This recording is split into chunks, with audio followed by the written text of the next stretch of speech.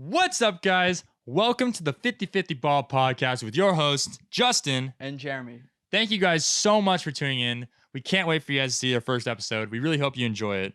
You ready, Jer? Yeah, bro. You ready? Let's go, bro. Woo! Before we get started with today's show, make sure you go hit that like button and subscribe to our channel. Really make sure you smash that subscribe button. Also, turn on post notifications so every time we post, you know. Yeah, ring that bell. Now on to today's show. Let's go, baby.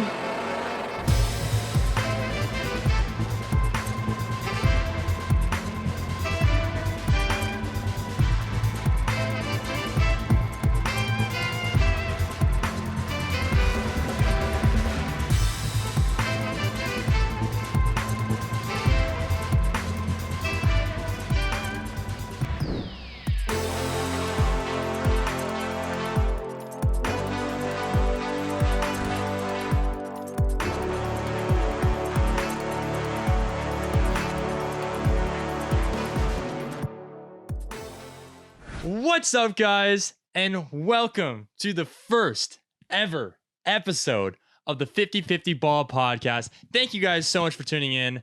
Let's start off, Jer. My name is Justin Platt. I'm Jeremy Platt. And a little bit about us, okay? Because we're not just some guys, we're just, talking stuff that we think. Like, we actually have, a legitimate say, I'd say, Like, okay, for example, I have a show on KMSA 91.3 called the Friday Football Frenzy. It's a radio show where I talk about, recent topics and updates and things that are going on. And then I'm also the head host for a sports recap show called Maverick Postgame. Yeah, I started my own company called Between the Tackles when I was 13 years old. And then at 15 years old, I became a credentialed reporter for the Alliance of American Football, the AAF, and then the next year when I was 16, I became a credentialed sideline reporter for the XFL at all the LA Wildcat games. Yeah, I mean, yes, we are young. I mean, I'm only 19, turning 20, Yeah, I'm 17. But just because we're young does not mean we don't have, valid things to talk about. I mean, we are also just huge football fans. We love every aspect of the game. We both played in high school, and we both, two-time fantasy league champion. 3. And we just love everything about this game. But we don't, it's not just about football. This podcast is about multiple things. Like, we want to incorporate aspects of media, pop culture, like historical events, like comedy, like just we want to do really fun parts with this show. This is just not your ordinary podcast. Yeah. It's like a podcast run by like, creative Gen Z thinkers, So that's our whole kind of shtick with this. We're going to hop into our very first segment ever called the JP Bros Top 1-0s. Let's go, baby.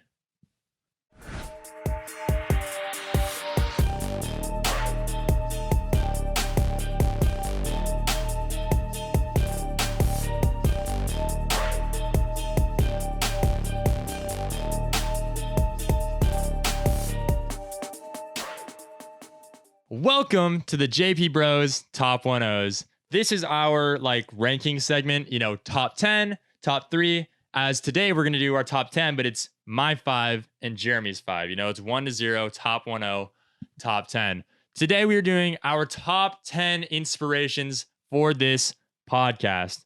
Jared's got 5, I got 5. We're going to go down from the list, starting at 5, moving all the way down to 1, giving you guys a little bit of explanation of why and what we want to try to seek and put into this podcast. Okay, we're gonna start off with my top 5 inspirations. All right, starting with number 5, I've got a little bit of an oddball, the Eric Andre show. If you guys have not seen this show, it's on Adult Swim. It's absolutely wild. You have no idea what you're gonna expect. It's an interview show. The host just messes with the guests, and it's very, very, unpredictable. Like, you don't know what's gonna happen. Like, literally the weirdest stuff is on this show, and I would like to add a little bit of that unpredictability factor to the show where you don't really know always what's going to happen. You're a little bit on edge sometimes. We're obviously not going to mess with people that much, but yeah, it's definitely unorthodox, and I think I've cried of laughter at almost like 50% of those episodes. It's really wild. So that's definitely something I want to try to bring to this podcast. Jared, what's your 5? Oh yeah, so my number 5 is The League, which is I think both of our favorite shows of all time. I just love how fun it is and the competitive spirit between all the characters in the show Justin and I are super competitive. We were both athletes in high school, and I think we're just both extremely like we love football so much, and we will constantly be making bets, and like we just want to better each other. Yeah, and I love how football is a really like connective sport. Like I feel like it's brought our friends closer together. We get competitive along things like fantasy and stuff like that, and it ties in very like strongly with like the themes of life. There's a lot of like lessons you can learn from football because it goes beyond just the sport itself. Like there's more there to watch. Yeah, definitely. And speaking of fantasy football, we both love fantasy football. We're both in leagues together, and we have our dynasty draft. This is our first season of the dynasty league, and we call it the Domination League. And we'll be giving you guys updates on that. Yeah, the Domination League, based off of a league from the show, The League. Yeah. All right, my number 4. Okay, my number 4 show is the Pat McAfee show. If you guys don't know who Pat McAfee is, he was the punter for the Colts. We call him Boomstick because he had this hit on Trinity Holiday on a Monday Night Football game against the Broncos. Absolutely ridiculous. I love Pat McAfee. I love Pat McAfee so much that he has his own show now, his own podcast show. I watched his entire hour-and-a-half comedy sketch routine called Uncaged. Can this man please get the Monday Night Football gig announcing? He would be phenomenal. He got to do one game last year, and it was for the Lions and the Packers, and Matt Prater threw a touchdown, and he lost his mind as a punter. He went for the brand, and I feel like, I feel like there's certain roles in like stereotypes in the NFL, like okay, so like wide receivers are divas, DB's got a lot of swag, defensive tackles are like the lovable giants. I feel like defensive ends talk the most trash, even more than corners sometimes. Nah, I definitely think corners have that. I don't know. I think JJ Watt and I don't think Jordan would have to say something about that. You see the JJ Watt in that Saints game? Okay. And then I feel like, like quarterbacks are like your franchise. They have to be like, safe and like well prepared and, have to, for the most part. For the most part. Linemen are your bros. They got your back. Tight end of the party guys. I think of George Kittle, Travis Kelce, definitely top guys. And then I feel like punters and like kickers, like they should be the funny guy. Think of the best. I think if you're going to be a great punter kicker, you should be funny. Think of the best punters and kickers. Pat McAfee, hilarious. I've heard Vinny's really funny. Justin Tucker, big trust. Johnny Hecker, the original Ginger Jesus. Young Wei Koo, my guy. Dude hit 3 onside kicks in a game. Who does that? Other guys, Blair Walsh, hilarious. No, I mean, Robert Aguayo. Yeah. I mean, come on. These guys you have to be like, if you're going to be a great punter or kicker in the NFL, you got to have a funny bone. Like that's what you bring to the table, Yeah. So my number 4 show is the Rich Eisen show. Rich Eisen, I think, is one of the most well-respected people. Love Rich Eisen. I love Rich Eisen in sports media, and just the way he's extremely curious, and he does a great job interviewing his guests. And I think he has that professional curiosity, and he has a ton of experience. And I just think he's just like a very good like person to look up to in media. Yeah, I absolutely love Rich Eisen. The thing, the 40-yard dash that he does every year, I just love it. And he has some really he's really like a good interviewer. Like he has like very good like traits when it comes to like talking to people. I love watching his interviews with Bill Belichick because he's for some reason the only person that can make Bill Belichick talk. Love you, Bill. All right. My number 3 is Impractical Jokers. If you've not seen Impractical Jokers, it's basically a show where these guys are friends and they pull pranks on each other, and they do it kind of just to mess with each other and drive each other crazy. And they do it through these challenges and these punishments. I want to do some kind of wild aspect with this show where we kind of incorporate the stuff where obviously we'll mess with each other and it'll be funny for everybody. And it's also funny for us. And it kind of like, puts a competitive edge on both of us. Yeah, definitely. Impractical Jokers, growing up, we watched that almost every day. Funniest show. I mean, and I think kind of the connection that all the Jokers have, it's kind of similar to us, where we'll mess with each other, and I think we're both funny dudes. So yeah. You say you're a fun guy. So, next up for me is the Bussin' with the Boys podcast. Shout out to the boys, Taylor Lewan and Will Compton. I think just like I said, the connection between them is something similar to what we have, where we're brothers and we kind of we can give each other a look and we'll know what we're talking about. And the stories they have on that show is just hilarious. So check that out on YouTube. Bussin' with the Boys. Shout out to the boys, of course. The boys. And yeah, that's a big influence on this show. Yeah, I would definitely say obviously a big theme of our show. Obviously, we're brothers doing a podcast is family. We're very family rooted, and Jeremy and I have those tacit codes among each other where we don't have to say things and we kind of understand it. But that being said, we also know how to get in each other's nerves. So that will create, some heated arguments and debates because we are so passionate about something, especially football. That kind of leads into my number two is Undisputed with Shannon Sharp and Skip Bayless. I love this show. Whether you like Skip or Shannon or not, because they have some outrageous takes. These guys are entertaining and they do make some valid points. And I love watching them argue because you can either get really mad at one of them or be on, the opposing side. And I like that they pick controversial topics and they take a unique take on it, even if it's, maybe not what they believe. I think they're so entertaining. And I love that the personality really shows in that show. You like even Skip Bayless. I mean, obviously Shannon Sharp. Their personality shines on that show. I want our personalities to shine because I think that's what's going to help us, create separation from every other podcast that is out there. Yeah, Undisputed is definitely an entertaining show, if that's how you want to put it. So yeah, moving on. My number two show is Part of My Take, which is, in my opinion, probably the funniest show in sports. These guys are relentless. I mean, yeah, these PFT guys and Big Cat. They have no fear. And I love the segments they do. They do like Mount Rushmore. They do a ton of different segments, and I think that's gonna be similar to what we do, and you'll see throughout the show. They're both hysterical, and I think they do a nice job like combining both pop culture, just random stuff in the world with sports. Yeah, no, I think Part of My Take, like these guys, like when they were like talking trash at DK Metcalf's face and Aaron Donald, like these are like big dudes, and these guys just don't care. Like they're gonna speak honestly. I kind of like that because I feel like like when you interview somebody, like obviously if it's like a professional athlete, like you're gonna be a little nervous. I mean, like these guys are like, legitimate, like, stars. Yeah, like, these guys are awesome. These guys are scoring touchdowns for their job. Like it's sick. So like I love the way they kind of just communicate with them with like their people because they are, Yeah. All right, my number one. I mean, this is potentially like my favorite show. Like I would say football, if you want to count football as a show, Dragon Ball Z, and then GMFB. Good Morning Football. Amazing. I absolutely love this show. These guys do such an amazing job. Kyle Brandt, Kay Adams, Peter Schrager, Nate Burleson. They do an amazing job of tying in pop culture and references into football, because it really ties in it like a lot of aspects. Like football is obviously a great sport, but it's more than that. There's a lot of unique things about this game and I'm sure about every sport, that we can tie into. And they just do a phenomenal job of just like, connecting players to songs or, posts or Instagram, whatever it is. Like, I just love the way they do that. And we watch it every morning. It's phenomenal. Yeah, definitely. And I think what GMFB does really well is that they all the four main hosts have roles for themselves. Kay Adams is she's the head host. She's the head host. You got Nate Burleson, who I would say is the player's perspective. Yeah.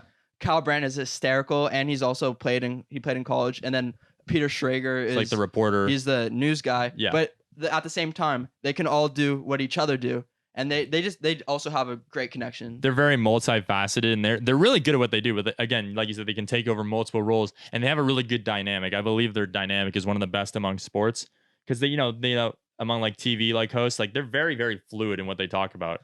Yeah, definitely. So now my number one influence for the 50-50 ball is the Lefko Show, hosted by Adam Lefko. And what I love that he does is his interviews. I don't feel like they're just like straight up interviews where you ask him a question, he responds, next question. You could tell that he's really having a really like genuine conversation with people. And Lefko is my favorite person in sports media right now.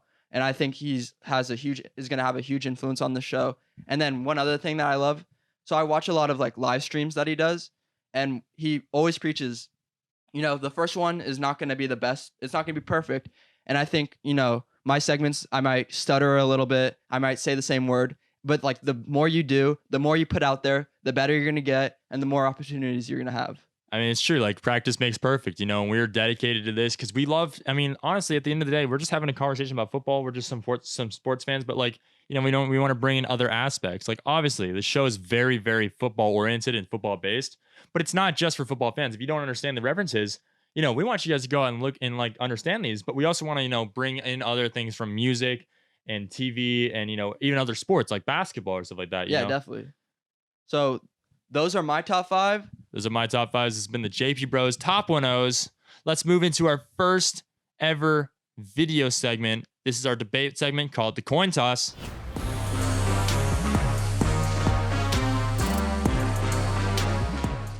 Welcome to the coin toss. The rules are as follows. It's just like a standard debate where Jeremy will bring in a topic and then a position on that topic, whether he wants to argue for or against it. The twist is that we will both have to flip a coin on our topic. If you get heads, you will kick off on your stance on that topic. If you get tails, you will have to receive and defend the opposing topic. Neither of us know the topics heading in that the other one has chosen, and neither of us know whether we will be arguing for or against that position. Both of us will have 30 seconds to argue our point on a certain topic. So I will kick off, and my topic is the Patriots will be better than the Buccaneers this season. I do believe in this, but now I will flip a coin for whether I get to argue for or against it. It is heads, so I get to argue for the Patriots will be better than the Bucs this season. Jeremy, put 30 seconds on the clock. Let's get it going. 3, 2. I do believe the Patriots will be better than the Buccaneers this season. Mostly. They have Bill Belichick still there. Yes, Brady is gone, but Belichick has led this team for 20 years magnificently. The defense last year, every time they held the team under 17 points, they won. Guess how many times they did that last year? 7 different times. Secondly, they are in a weak division. Yes, the Bills are good. I do like Josh Allen, but I do believe in the Patriots. I think the pressure of that on Josh Allen is going to make him make mistakes because every time he played the Patriots last year, he underperformed. Yeah, now put 30 seconds for me. No way in hell do I see the Patriots having a better season than the Tampa Bay Buccaneers this year. First of all, the Patriots have lost Tom Brady, a pretty big piece in their dynasty. They lost Landon Roberts. They lost Kyle Van Noy and Jamie Collins this year.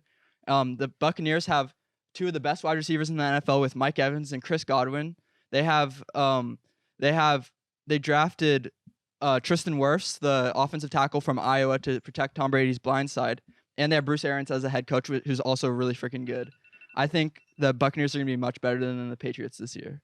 So now Jeremy and I will both get one more chance to have a rebuttal against the argument they just made. Okay? So Jeremy, start the clock for me.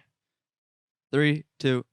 Yes, the Buccaneers have a lot of weapons. However, only Gronk is one who's played with Brady. Brady's bringing in an entirely new system. Bruce Arians runs a risk it, no biscuit type deal, and Brady likes to make the checkdowns really quickly. So will he adjust to his system, or Bruce Arians adjust to Tom Brady's? We don't know. None of these receivers other than Gronk know what it's like to play with Brady, and they're in a much tougher division, having to face the Saints, the Falcons, and the Panthers, who are all very good teams, if not better than decent. Okay, so now I get to defend that. I got 30 seconds starting now. Okay, so the Buccaneers, they have the 2 of the best wide receivers in the NFL, right? So that being said, they should be able to adapt pretty fast. And if we just watched The Last Dance and we saw how a great star player played under a great head coach. I think it's gonna be a similar thing with Tom Brady and Bruce Arians. And they do have Gronk, who I didn't even mention, and I think that's just an added bonus. So yeah. Okay, now Jeremy and I will both get one last closing statement to finish up our argument, and it's up to you guys to determine who won this debate, okay? So my closing statement is the Patriots defense will be enough to make them at least formidable in their division. My closing statement will be that the Buccaneers are going to be way better than the Patriots this year because they have Tom Brady, a ton of offensive talent, and a lot of young defensive stars. Okay, perfect. Now we're going to hop over to Jeremy's argument. Jeremy, what is your topic? So my topic is the difference between Drew Lock and Kyler Murray, and I think Drew Lock will have a better season than Kyler Murray this year. Okay, now the coin toss. So I will be arguing against that. So I have to put an argument about why Kyler Murray is going to have a better season than Drew Lock this year. All right. Just a reminder, I have not heard this topic before, so this is the first time that I will be hearing this. And it's also Jeremy came in planning to argue for this. Now he has to argue against it on the fly. Jeremy, you have 30 seconds. Ready? Go. So first of all, the Broncos have Patrick Mahomes in their division, so I don't see them winning the division by any means. Kyler Murray is getting DeAndre Hopkins, in my opinion, a top 2 wide receiver in the NFL. He has his second year under Cliff Kingsbury. And what we've seen is Cliff Kingsbury going all in on Kyler Murray. We saw it with the draft last year, and now he's building around him. They got Josh Jones, the offensive tackle from Houston, in the 3rd round, which was a steal. And they got Isaiah Simmons on defenses, which is a little different, but still. Okay, now I will argue for the fact that I think Drew Lock will be better than Kyler Murray. 3, 2. I do believe Drew Lock will be better than Kyler Murray this year. Yes, they're in a hard division, but yes, every team has to go up to Denver and play in that stadium with the air pressure and the quality there. Plus, Denver is a monster of a team. We obviously know they got Von Miller and Bradley Chubb on the defense, along with a bunch of other monsters. They added a bunch of new pieces on offense. Obviously, they have the Courtland Sutton. They just drafted Jerry Jeudy, KJ Hamler. Drew Lock has Melvin Gordon in the backfield, Philip Lindsay. Their offensive firepower will be enough for them to compete with the Chiefs in that division. Okay, cool. Now I get a 30-second rebuttal. Yeah. 3, 2, 1, go. So the NFC West is obviously a hard division with the 49ers and the Seattle Seahawks. But last year we saw Kyler Murray hold his own, and now he has DeAndre Hopkins, Nuke DeBomb. He has Kenyon Drake for his second year under Cliff Kingsbury. And I think chemistry is everything. This is the first year the Denver Broncos will be playing under Pat Shurmur. This is the second year under the Cardinals offense with Cliff Kingsbury. And I think chemistry is everything, and I think that's what the Cardinals will have. Is that for my rebuttal? 3, 2. Yes, this is a new offense, but this is also the first time Drew Lock gets a full offseason as a starter. He gets to work with his guys and learn the system. Drew Lock went 4-1 last year as a starter. He took down a team like Houston. Yes, they both play in hard divisions. I think the Niners division is much harder because they have a bunch of consistently good teams like the Niners, the Rams, the Seahawks that they all have to compete with. And Drew Lock's big arm and his athleticism and his ability to make big plays downfield is what will separate him from the rest of the division, along with Patrick Mahomes. Okay, cool. We both get one finishing statement for our argument. So my final statement is that Kyler Murray will have a better year than Drew Lock because, first of all, Drew Lock only threw 7 touchdowns last year, which isn't that much. And Kyler Murray now is going to year 2. And while they each have a full offseason, is it really a full offseason with quarantine? Okay, my closing argument is Drew Lock will have a better year than Kyler Murray because he gets a full offseason under his belt, a full year to work with his new receivers in that second system. It's his second year coming into the league, and I believe that his athleticism and his talent will transcend the faults of the Broncos. You want to talk about athleticism? All right, this has been the Coin Toss. Please let us know in the comments who you think won this debate, and we'll see you guys on the next time. Peace. Okay, welcome back, guys. So Jeremy and I just watched The Last Dance, which is the Michael Jordan documentary about the last season as a Bull, you know? Yeah. That magical run. That was a phenomenal documentary. It really shows like, you know, his character and like his drive as a player. Yeah, and one thing I loved about it is what you get to see behind the scenes. So it's not just the game, but it's what's leading up to it. And I think that's what's going to lead us into the next topic. Yeah. So, okay. In the NFL, if there is one season that you'd want to see all the way through behind the scenes leading up into a climactic state, it doesn't have to be the last season, it just has to be a really great one in the NFL. What season from what team would you choose? Yeah, so I'm a huge 49ers fan, if you can't tell by my George Kittle shirt. But so the season I would pick is one I got to witness from as a fan's perspective, the 2012-2013 49ers season. That's the year where Alex Smith is coming off of his best year as a pro. He led the 49ers to the NFC Championship where they lost to the Giants in a crazy game. But then in the middle of the season against the Rams, Alex Smith goes down. Colin Kaepernick comes in, and he leads the 49ers on this magical run where they ended up losing in the Super Bowl to the Ravens. But that team is stacked. So first of all, we get all the controversy with Alex Smith and Colin Kaepernick, who's going to be the starter there, because Alex Smith was a Pro Bowl quarterback. And, you know, but moving on, you get Colin Kaepernick, who's a stud. He was the Lamar Jackson of then. And then at running back, you have one of the greatest running backs of all time, Frank Gore. Even their fullback, Bruce Miller, was a big personality. You know, he had some off-the-field issues. But at receiver, you got Michael Crabtree, who's really coming into his own there. You got Mario Manningham. You have Randy Moss, a legend in his final years. So, you know, he has great stories. At tight end, you had Vernon Davis, Delaney Walker, 2 Pro Bowl tight ends. I think, like, at the time, that was the best tight end core in the NFL. And then let's look at their offensive line. Their offensive line was stacked. You got Joe Staley, one of the best left tackles of all time. You got Mike Iupati, he's just a tank. He's still in the NFL today. Jonathan Goodwin at center. Alex Boone, he was the diva in the offensive. He was the offensive guard for them, the right guard, and he was the personality. And then Anthony Davis, who has a crazy story. He's came out of retirement multiple times, and he was a beast back in the day. And then on defense, you got Ray McDonald. You got Justin Smith, Ahmad Brooks, Alden Smith, who at the time, in my opinion, was the best pass rusher in the NFL. You got Navarro Bowman, Patrick Willis, and then at safety, you got Dante Whitner, a.k.a. Dante Hittner, and Deshaun Goldson. Yeah, I think that that defense is what gets me excited about that team. I obviously love what Colin Kaepernick did with the read option at that time because that was very unprecedented, and he was just him and Gore. I mean, Gore's a legend, obviously. Yeah, and even LaMichael James. Yeah, but that defense was mean. Like they're like old school defense almost. You know, that was like the transition from this to this new age defense, but they were hard hitting monsters. Yeah, they also had Ted Ginn, who was their punt and kick returner, who was Ted Ginn has been on so many good teams, dude. Like think about it, like the Panthers, the Saints. Yeah.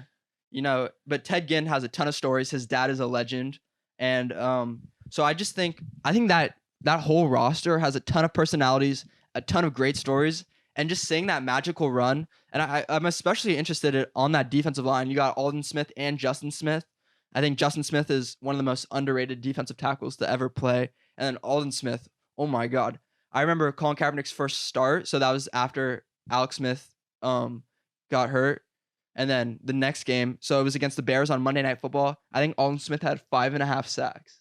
Yeah, I remember that because Alden Smith those first 2 years was just an absolute monster. Yeah, first couple years. Do you think that if Smith stayed healthy, they would have done as well, or do you think it's because? Well, I mean, he had obviously had some off the field issues, but if he could have like stayed like on the field, I think he could be in that Hall of Fame talk. He was that good. I remember I think it was Joe Staley who was saying that Nick Bosa is the best player he's seen since Alden Smith, and not to mention their coach Jim Harbaugh, one of the best personalities, and then playing the Ravens in the Super Bowl. His brother. Yeah, with John Harbaugh. Battle of the Bros, baby. I remember that game for the brand. And then in the NFC Championship, they played the Falcons. They had like a 20-point comeback. You know, I remember I was like insanely sick that day, and then like I was like miserable at halftime, and then the 49ers came back against the Falcons. I remember Frank Gore did the dirty bird in the end zone. So yeah, I just think that would be an insane like documentary to watch about that 2012, 2013 49ers team.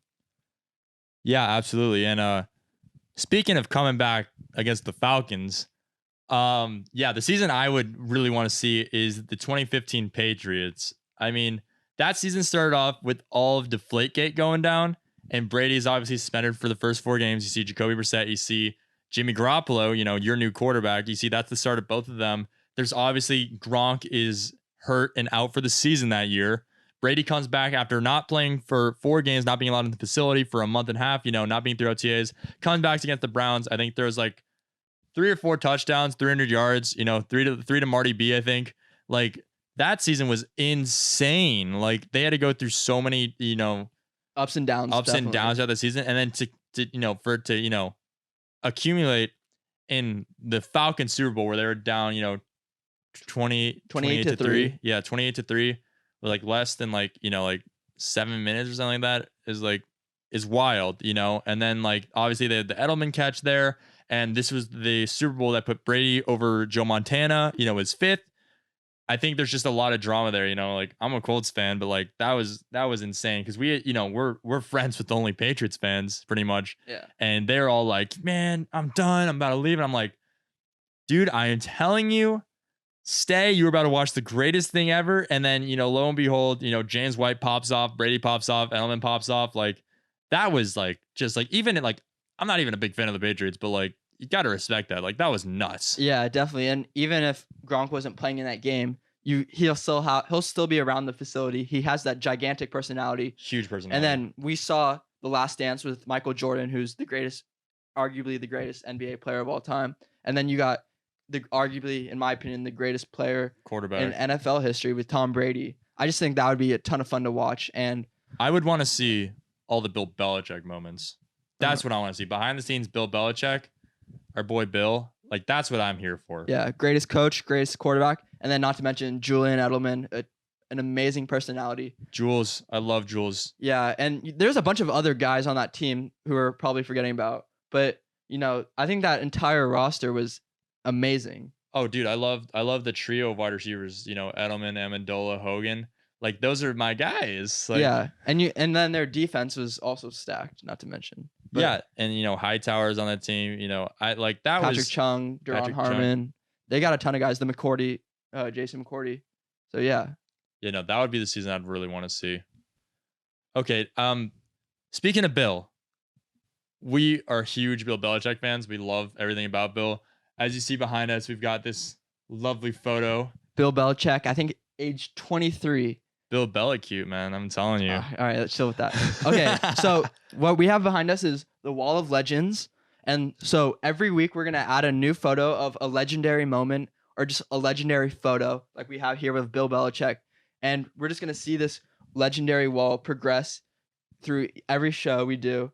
And yeah, and I think there's so many moments that get forgotten in NFL history. So if we can picture like from every week a legendary photo, I think will help like remember all these legendary moments. Yeah, there's a bunch of like forgotten like pieces that are like just like iconic. Like this is Bill. I mean, this is Bill Belichick. Bill in his prime, baby. Prime Bill. But like, we just want to capture a few things that, like people have forgotten about, you don't know. It's the Wall of Legends, the W.O.L, the wall. The wall. The wall, baby. So I think there would be no better way to start the wall off than with Bill Belichick. Greatest coach of all time, baby. Yeah, I think so. All right. We're going to hop into our next segment called Hype Me Up. Hype me up.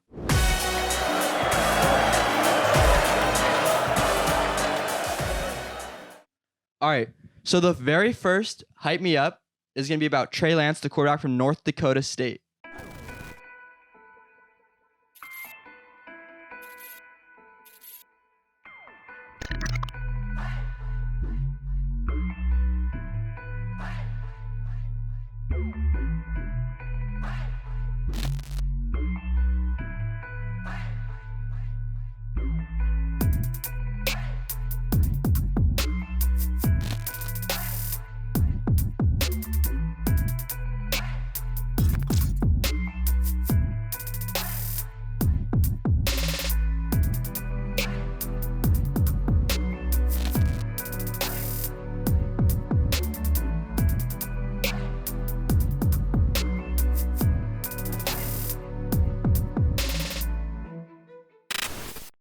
Hype Me Up is a segment where a player who doesn't get a lot of notice, we literally hype them up. We get them on that, people talking about him. And we really want this guy, Trey Lance, the quarterback from North Dakota State, to get talked about because I think we can both agree he's a top 3 quarterback in college football right now. And he goes to a little bit of a smaller school, even though North Dakota State, Carson Wentz, they got Easton Stick. They produce quarterbacks. So this is Trey Lance. Trey Lance this year had a 28 touchdowns to 0 interception ratio this year. He had 14 rushing touchdowns and over 1,100 rushing yards. One thing I love about Trey Lance is he has that dog to him. He has that Patrick Mahomes. He is a dog. I mean, this guy he reminds me a little bit of Andrew Luck.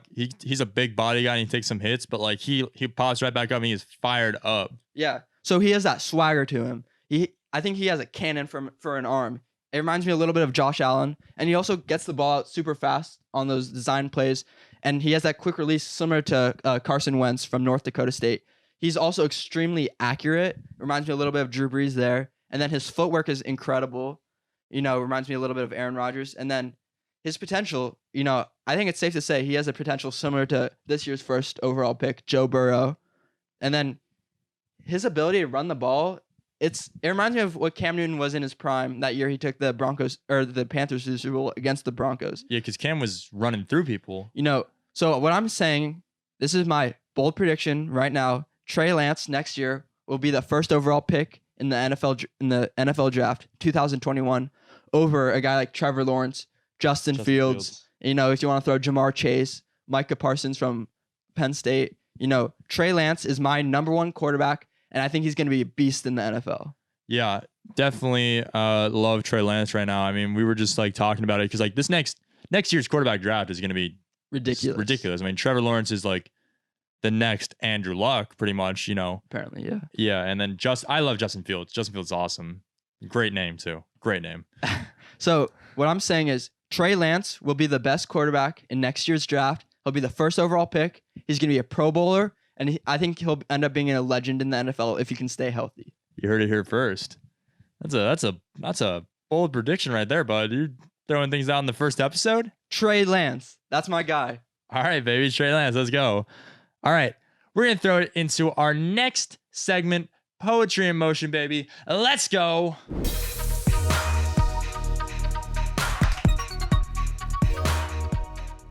What's up, guys? Welcome to Poetry in Motion. Poetry in motion is when you drop a play and then use it in a game, and it works so perfectly that it's beautiful. You know, in football, there's a lot of things that go wrong or happen on the fly. Someone makes a great play. So when a play works to perfection, it's amazing to watch, and it can be a huge game changer. We look at this in this recent Super Bowl with the Niners versus the Chiefs. The Chiefs were down by 10, 7 minutes and 30 seconds left on the clock. You know, it's 3rd and 15. If they don't get this play, there's a good chance we're calling the Niners Super Bowl champs. Andy Reid calls 2-3 jet chip wasp. Now this play is very, very difficult to run. Only a certain type of quarterback can make this play because it's about a 50-yard throw.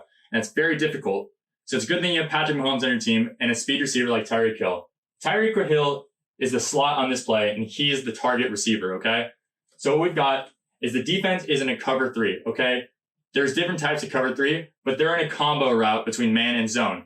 It's supposed to be a zone coverage. However, this corner makes a call that he's going to guard the Z receiver one-on-one, okay? This free safety doesn't get that call necessarily, or he just messes up. So this play, the 2-3 jet chip is the line. The protection is sliding to the left, okay? So they're all blocking towards this way, and the chip relates to this X receiver and the running back. They have to chip this end to try to get him off his block, and he goes up for a streak. This draws the coverage of the strong safety and the corner. The running back is chipping this end, who just happens to be Defensive Rookie of the Year, Nick Bosa, who is crashing down. This defensive line in the Super Bowl was causing Patrick Mahomes problems all game long, so they really needed a big play. Okay, the next part of this play is the wasp. The wasp is a route coverage, okay? That means this tight end is going up the seam. He is trying to catch the eyes of the free safety. The slot receiver is running the wasp route. That is a post corner. A post is towards the middle of the field, and the corner is towards the corner of the end zone. His goal is to get this free safety to flip his hips, because once a DB flips their hips, you have them beat if their back is turned to you. The Z receiver is running a deep in. So this corner is going to carry with this receiver here, man on man, one-on-one.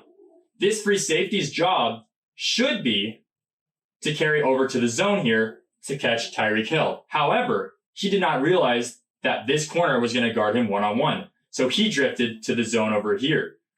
So what happened is as this middle linebacker went with this guy, this corner went with this guy, this free safety was stuck. Essentially, he had to guard Tyreek Hill. However, Tyreek Hill's speed creates a problem for that, and he had a misread. So once this free safety, Jimmy Ward, flipped his hips, Tyreek Hill was able to get to the corner, and this zone was left wide open. Now that looks great, but this play is not as simple as that.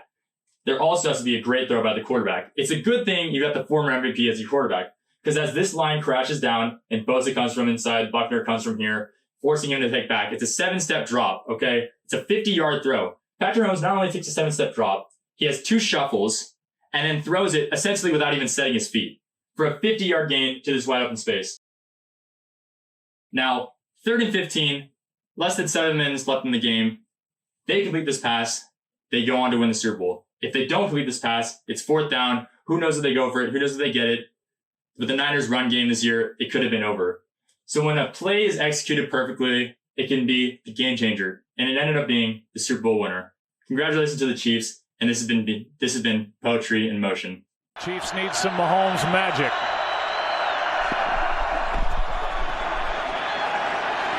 Launches down the middle. Hill open, caught.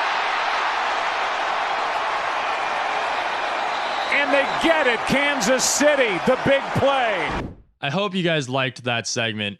Poetry Motion is really fun for us to do because it allows us to show a little bit of our football knowledge, because the huge thing about football is that, yes, obviously there's a lot of fans, people love it, but there's kind of like a game inside the game. Like there's another aspect and another level to it that people don't always understand. Even if you're a fan of football, like from a quarterback's mind and like a defense's mind, like there's a lot of things that go on that like people don't see. Like, for example, the Super Bowl 2 years ago with the Rams and the Patriots, 13-6.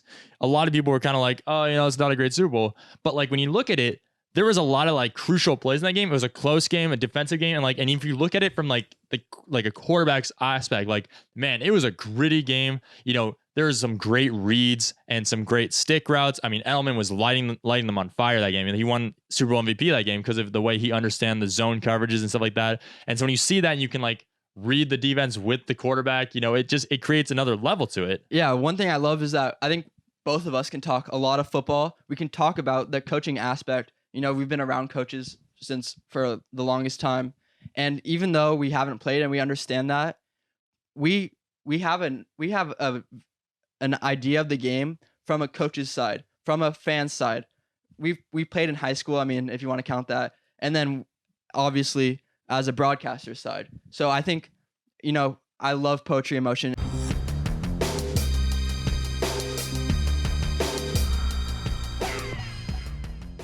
Today's chip on the shoulder storyline is about Mike Evans, the star wide receiver for the Tampa Bay Buccaneers. This whole segment is going to be about what got the players here to where they are today, to maybe being a successful NFL player or a promising draft prospect.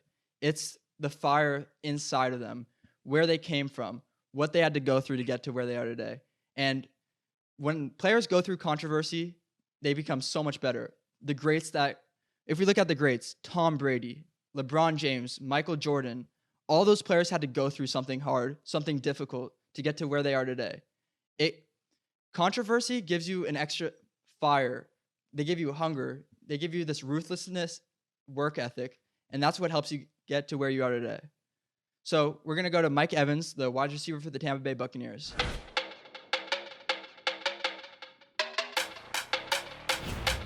Winston throws. It's Evans. His third touchdown here in the first half.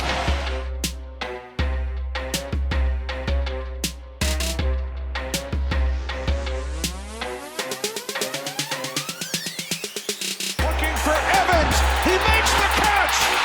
Mike Evans. It's a jump ball, and Evans makes the catch. You guys might know him as a Pro Bowl receiver, but before that, he had to go through a ton of hardships, and he had to overcome a lot of things. Growing up, he was in an abusive household where his dad abused his mom physically, but as a dad, he was the one who got Mike Evans into sports and into football. Mike Evans' dad got in some legal issues with another woman, ended up going to prison for 3 years. When he came back, it was his mom's brother, which was Mike Evans' uncle, and his dad living in the same house. And Mike Evans' uncle didn't like that Mike Evans' dad would put his hands on his sister. When Mike Evans was 9 years old, his uncle ended up killing Mike Evans' dad. As a 9-year-old kid, you can't only imagine what's going through Mike's head. He has to grow up with a lot of anger, a lot of sadness. I hope there's 9-year-olds watching Mike Evans today and, looking up to him. I want Mike Evans to be a hero for kids who are going through something similar. Mike Evans ended up being a star high school athlete, and he had to grow up really fast. I remember his sister talking about looking outside the car window and seeing Mike Evans crying tears in the pouring rain over his dad's grave. Mike Evans, this gave him a fire to him. This is what really motivates him. He ended up being a star two-sport athlete in high school in Texas, not to mention, which is insanely hard to be a star athlete. They produce the most professional athletes out of any state in the NFL.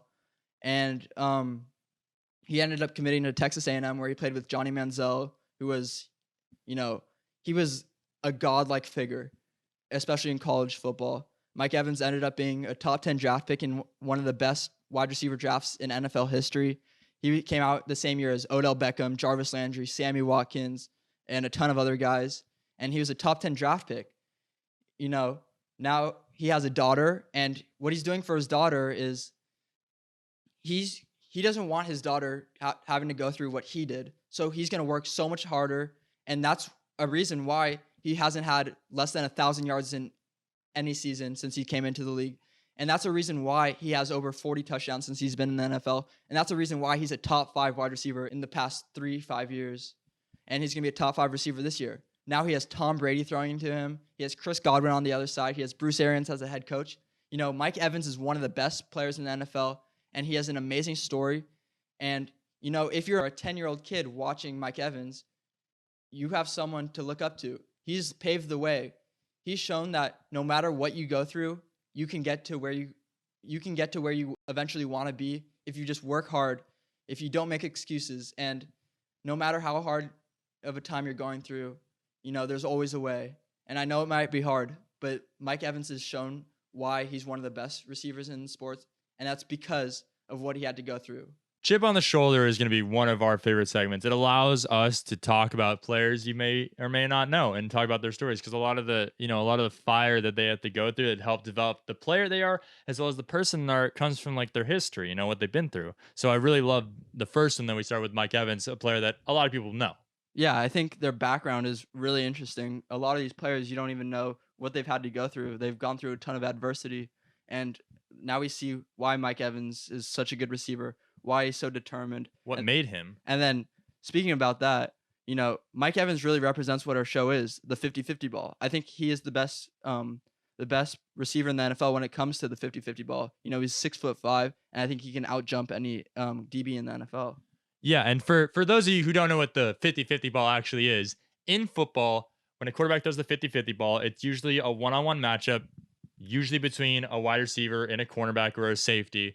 And it's pretty much just a jump ball, like the same way you wouldn't tip off a basketball, you know. And there's a 50% chance that's going to come down with the receiver, a 50% chance the defense is going to make a play. Either way, no matter what happens, something's going to change, you know. Something big's going to happen. So that's what we like. We kind of like, you know, no matter what happens, you know, expect something big, you know. And obviously our tagline is 50% football, 50% everything else. You know, it's a huge part of for us. And we really fell in love with that type of idea. You know, we're just like, you never know what's going to happen, and just expect big things, you know? Yeah, totally. And then, so now we're going to move on to one of our last segments called the 2-minute drill. The 2-minute drill. So the 2-minute drill in football is the final 2 minutes of a game. So, and then a lot of stuff can be thrown at you in that final 2 minutes. The defense can make a complete different strategy in those final 2 minutes. Maybe they'll run a cover zero where they'll bring everybody, and the fans are going to get loud, so you won't be able to hear anything. You kind of just have to adjust on the fly. You have to be calm. You have to have composure during this time. And that's what we're trying to emulate that in the broadcasting world, where I'm going to throw a bunch of questions, quick hitters at Justin, and he just has to respond off the top of the dome. Yeah, exactly. The 2-minute drill is all about being calm in stressful conditions, being comfortable, being uncomfortable. It is basically the Tom Brady of... Yeah, because you have to be clutch in this moment. You have to think clearly. You have to be rational, you know, because the final 2 minutes of a game is usually when it's on the line, you know, especially if it's a close match. You know, a lot of greats have had to, you know, step up, and this is where they kind of make their money. It's where Tom Brady has made his mark for so long. Yeah, this is where the greats come into their own. This is where the best players in the NFL history separate themselves. And so now I'm going to put 1 minute on the clock for Justin. Justin's going to do 1 minute on the clock for me. Let's run the 2-minute drill. 2-minute drill, baby. Ready, set, go. Best pass rusher in the NFL. Come on. J.J. Watt. Favorite cereal. Tricks. Over, under, 1 game starting for Jalen Hurts this year. Over. What show are you currently binge watching? The League. Favorite player in NFL history. Gronk. What player has the most swag in NFL? Jalen Ramsey. Favorite moment of your favorite team? When Andrew Luck picked up the fumble when they're playing the Chiefs in the wild card round, and he scored off of Donald Brown. What's a movie that you keep putting off but you'll see eventually? Stuber. Okay, weird answer. Second favorite sport? Basketball. Kobe or LeBron of all time? Kobe. Breeze or Rodgers? Breeze. Derrick Henry or Ezekiel Elliott? Zeke. Nah. Okay. New hobby you've picked up in quarantine? Editing. Best fan base in the NFL? Colts. Best stadium in the NFL? Lucas Oil. All right, that was it. All right, now I'm up. Let's see how you run your 2-minute drill, bud. All right. You need to start the timer? Oh, all right. All right. Let's go, baby. In 3, 2, 1. Peach or watermelon? Peach. Michael Thomas or Devontae Adams? Michael Thomas overall, but Devontae Adams is the best route runner in the NFL. If you could listen to one artist for the rest of your life, what would it be? My guy, Chance. Ah! If you were starting a team, would you rather start with the 2019 Chiefs offense or the 2007 Patriots offense? 2007 Patriots. Favorite tailgating food? Burgers. Katy Perry or Taylor Swift? Taylor Swift.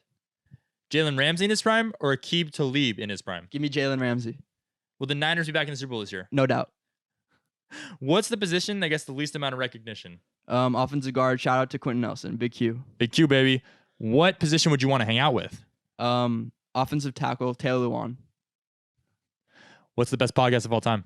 50-50 ball. Yes, sir. Let's go, baby. Let's go. All right, guys. Just want to give a huge thank you to everyone that tuned in and has watched for this long. This really means a lot to us. We're taking on a big adventure here, you know? Like, we're trying a lot of new things, but like, just because, you know, we're young doesn't mean we can't go out and do something new, especially taking advantage of this, you know, sports, you know, depression almost, where there's not a lot of things to do. We wanted to try to create some fun content for people to talk about, something new for people to get excited about, especially in the sports world right now. Yeah, definitely. And we hope that the 50-50 ball entertained you guys. Hope you guys had fun. We really want to put your guys' opinion on here. So let us know what you think in the comment section. DM us, we'll respond to you. We see everything. Yeah, please like and subscribe. It really means a lot to us. Again, we're going to keep putting everything we got into this show. We're going to give you guys everything. We're going to keep putting out fun, creative, engaging content. Please check our stories on Instagram at the 50-50 ball for, you know, we'll ask questions about what we should put next on the wall, what topics you guys want to hear us talk about. We are literally here just to have a fun conversation, and we're here because of you guys. Thank you so much for watching. I'll let you guys next time. Yeah, 50-50 ball out, baby. Peace.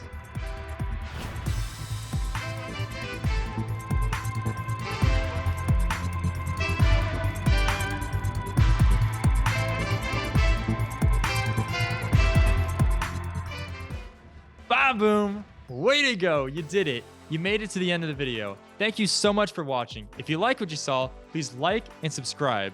And also follow us on all of our social media at the 50-50 ball. Have a great day. Peace.